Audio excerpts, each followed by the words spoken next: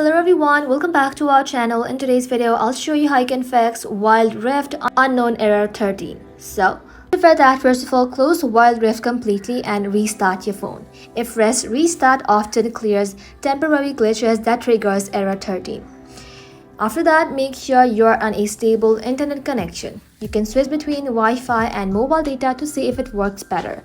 Unstable connections are one of the main cause of error 13. So if you're on iPhone, go ahead and simply open up settings, then tap on general, then select iPhone storage. Just like that. Inside here, you need to go ahead and simply search for Wild Rift and then tap onto it. Now from here, tap on Offload app, then tap on Offload app again.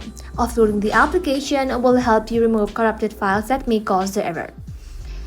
Now, once you have done that, you need to go ahead and simply reinstall the app again.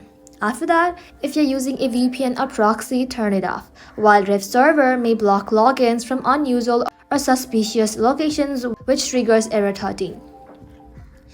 Also, you have to make sure your game is up to date. Open up your app store and then in the search bar, search for Wild Rift. Once you search for it, go ahead and simply tap onto it.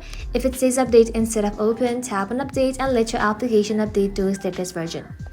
Once done, head back to your home screen and then see if the problem is fixed or not. If not, long press on Wild Rift, tap on remove app, tap on delete app, then tap on delete again.